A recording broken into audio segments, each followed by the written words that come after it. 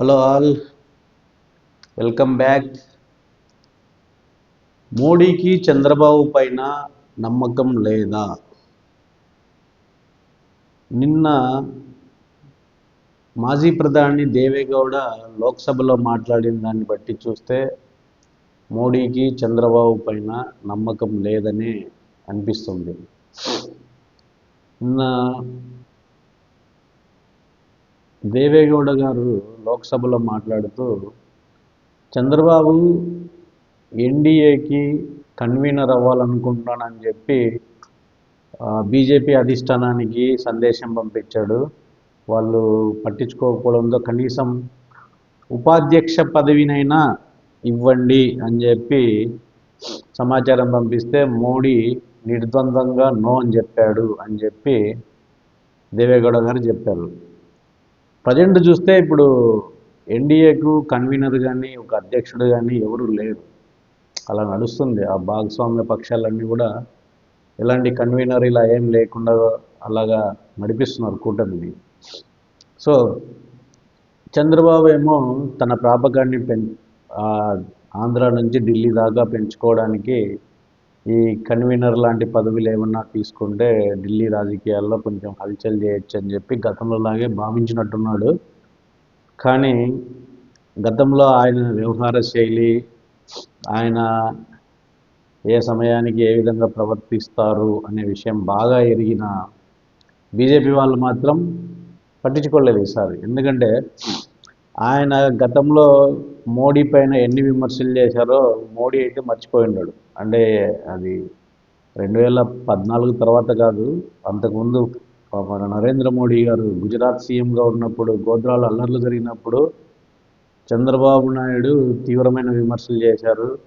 అతన్ని ఒక మైనారిటీ వ్యతిరేకిగా, ఒక సమాజాన్ని తీవ్రంగా వ్యతిరేకించే వ్యక్తిగా, అంటరాని వాడిగా ప్రొజెక్ట్ చేసి నానా రకాల హంగామాలన్నీ చేశాడు. ఆ తర్వాత మళ్ళీ అవసరార్థం 2014లో ఆయనతో జతగట్టాడు. కొన్ని ఎప్పుడన్నా సరిగా ఉన్నాడా లేదు, ఒక 3 ఏళ్ళు అయిపోయిన తర్వాత మళ్ళీ మొదలుపెట్టాడు.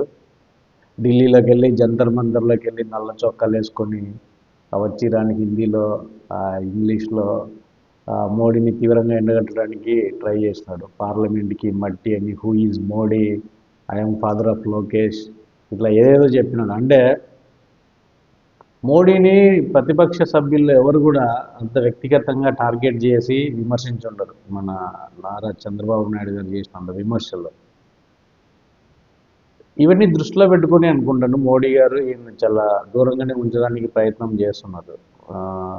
ఇప్పుడు కూడా 2024 ఎలక్షన్స్ అప్పుడు కూడా ఇంకా గెలవడానికి ఏ దారులు లేక పూర్తిగా డౌన్ అయిపోయి నేను ఒంటరిగా వెళ్తే ఇంకా ఈసారి పార్టీనే ఉండదు అనే డెసిషన్కి వచ్చేసి పవన్ కళ్యాణ్ మధ్యవర్తిగా చేసుకొని బీజేపీ కాళ్ళ వేళ్ళబడి మొత్తానికి కూటమి ఏర్పాటు చేసుకున్నాడు. అది పవన్ కళ్యాణ్ కూడా బహిరంగంగానే చెప్పాడు, ఢిల్లీ వాళ్ళు ఎంత చీకొట్టినా నేను కాళ్ళ వెళ్ళబడి మొత్తానికి ఈ టైఅప్ అయితే ఏర్పాటు చేశాను అని చెప్పి. ఇదంతా చూస్తుంటే అసలు చంద్రబాబు గారికి బీజేపీ అధిష్టానం దగ్గర జీరో వాల్యూ ఉంది. చంద్రబాబే అవసరమైపోయి వాళ్ళ చుట్టూ తిరిగి ఏదో వాళ్ళ పంచన చేరాడు తప్ప వాళ్ళైతే ఈయన చేర్చుకోవడానికి ఏ విధమైన ఆసక్తితో ఉన్నట్టు లేరు. అందుకే వీళ్ళు మేనిఫెస్టో ప్రకటించినప్పుడు కూడా మేనిఫెస్టోను వాళ్ళ చేత కూడా పట్టుకోలేదు. ఇది ఓన్లీ బీజేపీ జనసేన మేనిఫెస్టో, ఇందులో బీజేపీకి ఏ రెస్పాన్సిబిలిటీ లేదని చెప్పి ఆ స్టేజ్ పైన నాయకుడు దాన్ని టచ్ కూడా చేయలేదు. ఇప్పుడు ఇదే దృష్టిలో పెట్టుకొని మోడీ గారు ఈయన కన్వీనర్గా ఉంటాను లేకపోతే ఉపాధ్యక్షుడిగా ఉంటాను అని చెప్పిన ప్రతిపాదనలను తిప్పికొట్టడానికి కారణమై ఉంటుంది. ఈయన ఎలాంటి ట్రస్ట్ వర్తి నాయకుడు కాదండి. ఇప్పుడు దేశంలో వాళ్ళ అట్లీస్ట్ ఎన్డీఏ కూటమి వరకు చూస్తే ఇద్దరు వ్యక్తులు who are not trustworthy at all. ఒకరు నితీష్, రెండు మన చంద్రబాబు గారు. అంటే గతంలో హిస్టారికల్గా చూసినా కూడా వీళ్ళ కప్పగంతులు అలాగే ఉంటాయి. వీళ్ళ అవసరార్థం వీళ్ళు ఎడైనా జంప్ చేస్తారు, ఎవరినైనా క్రిటిసైజ్ చేస్తారు, మళ్ళీ ఎవరి పంచనైనా చేస్తారు. రీసెంట్గా చూస్తే ఈయన లాస్ట్ ఇయర్ మోడీని తిట్టడానికి వెళ్ళినప్పుడు ఈయన అరవింద్ కేజ్రీవాల్ సపోర్ట్ బాగా తీసుకున్నాడు. అరవింద్ కేజ్రీవాల్ ఈయనకు బాగా సపోర్ట్ ఇస్తాడు. కానీ ఇప్పుడు ఐరనీ ఏంటంటే 2025లో ఇదే చంద్రబాబు ఢిల్లీకి వెళ్ళి అరవింద్ కేజ్రీవాల్కి వ్యతిరేకంగా ప్రచారం చేసి వచ్చినాడు. అంటే ఇంకా వాల్యూస్ అనేది జీరో. ఆ ఆ టయానికి ఎవరి పంచన ఉంటే వాళ్ళ పాట పాడుతున్నాం, నా అవసరార్థం ఎటైనా వెళ్ళిపోతున్నాం. ఇట్లుంటుంది వ్యవహారం. అందుకనే నాకు తెలిసి మోడీ చంద్రబాబును దూరంగా ఉంచడానికే ప్రయత్నం చేస్తున్నాడు.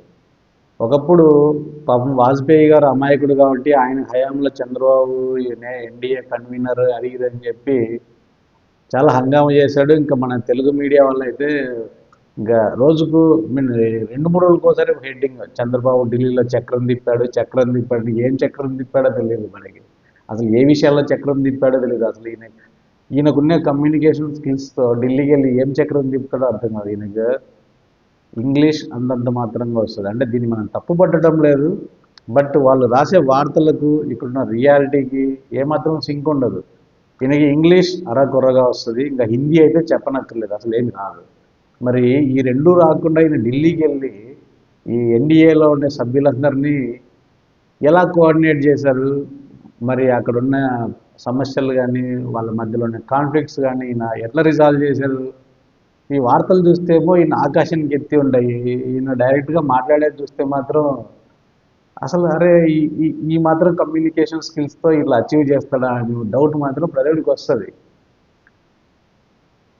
ఇప్పుడు చంద్రబాబు గారు ఇంకా నాకు తెలిసి ఇక్కడ లోకేష్కి అప్పగిస్తే ఇంకా ఢిల్లీకి వెళ్ళి కొద్ది రోజులు ఈ 5 ఏళ్ళు అక్కడేదో చక్రం తిప్పేసి పబ్లిసిటీ చేయించుకొని ఇట్లా నడిపేయచ్చు అనుకున్నాడు.